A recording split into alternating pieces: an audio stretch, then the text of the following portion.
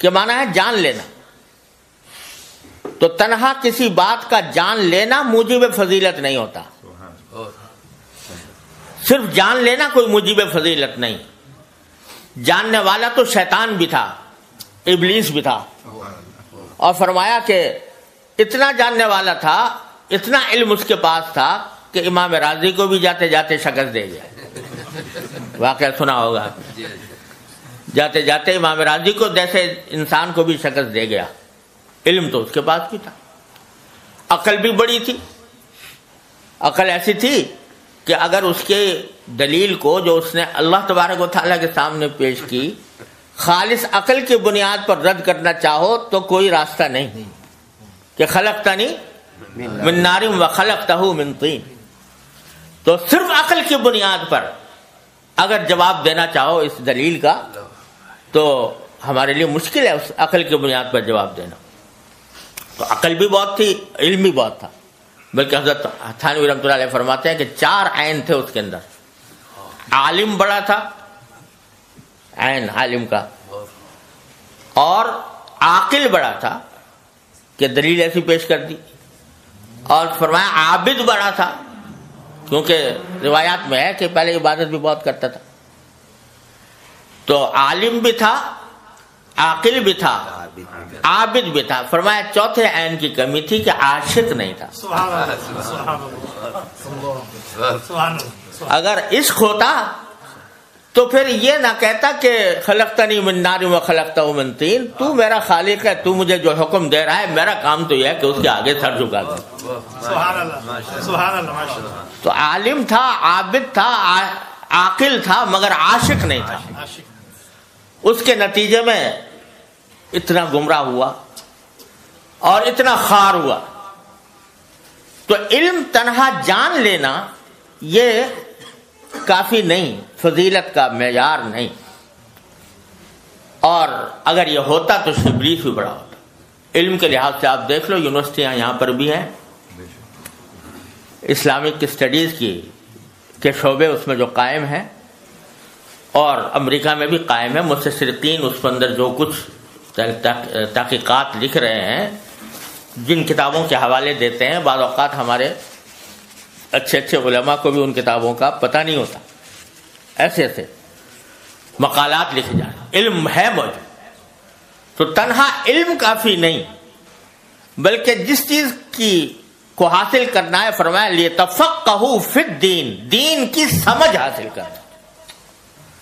وہ دین کی سمجھ محض کتاب سے نہیں آتی, محض علم سے نہیں آتی, وہ دین کی سمجھ رکھنے والے کی صحبت سے آتی ہے. وہ جس کے پاس دین کی سمجھ ہو. وہ سمجھ کیا ہے؟ وہ سمجھ یہ ہے کہ کس وقت میرے دین کا مجھ سے کیا مطالبہ ہے, کس وقت دین کا کیا مطالبہ ہے. اس وقت وہ جو تقاضا اور جو مطالبہ ہوتا ہے, اس تقاضے اور مطالبے پر عمل کرنے کا نام ہے تفقہ فی الدین. حضرت حکیم الامت مولانا تھانوی رحمۃ اللہ کے زمانے میں ایک بستی تھی جہاں پر ارتداد کا فتنہ پھیلا ہوا تھا, زبردست ارتداد, لوگ مرتد ہو رہے تھے. تو وہاں کچھ لوگ تھے کہ جو ابھی مرتد کھلم کھلا نہیں ہوئے تھے, مگر انہوں نے کافروں کی سی باتیں شروع کر دی تھیں. تو حضرت وہاں تشریف لے گئے ان مسلمانوں کے پاس جو ابھی تک مسلمان تھے, مرتد نہیں ہوئے تھے. ان سے کہا بھائی تو ہم نے سنا ہے تم لوگ, وہ شدھی کی تحریک چل رہی تھی, تم شدھی کی تحریک کے اس میں اسلام چھوڑ رہے ہو؟ تو نا جی نا, ہم تو مسلمان ہیں. انہوں نے جواب میں کہا نا, ہم تو مسلمان ہیں, ہم تو تعزیہ اٹھاویں, ہم تو تعزیہ اٹھاویں, تو ہم تو مسلمان ہیں. تو حضرت نے کہا اچھا تم تعزیہ اٹھانے کا, کیا اٹھایا کرو تعزیہ, ہاں یہ تعزیہ اٹھانا مت چھوڑو. سبحان اللہ. اب بظاہر تو تعزیہ اٹھانے کا فرمانا کہ بھائی تعزیہ اٹھایا کرو, یہ بدعت کہو اس کو, رسم کہو, جو کچھ کہو, اس کا جواز نہیں. لیکن فرمایا کہ اس وقت کفر اور اسلام کی علامت بن گیا ہے یہ. تو اگر ان کو اس وقت تعزیے سے روکا جائے گا تو یہ سیدھے مرتدات کی گود میں جائیں گے. اور اس وقت اگر ان کو کم از کم اس پر روک دیا گیا تو آگے پھر ان کی اصلاح کا راستہ نکلے گا. تو یہ ہے علم میں اور تفقہ فی الدین میں فرق، کہ کس موقع پر دین کا کیا تقاضا ہے اور دین کا کس چیز میں فائدہ ہے، تو اس بات کو اختیار کرنا یہ تفقہ فی الدین ہے. کوئی اب اگر اٹھا کے فتویٰ پوچھو کہ ایک مولوی صاحب آئے تھے، انہوں نے یہ کہا تھا کہ وہاں گاؤں والوں سے کہ تم تعزیہ اٹھایا کرو، تو اس مولوی صاحب کا کیا حکم ہے؟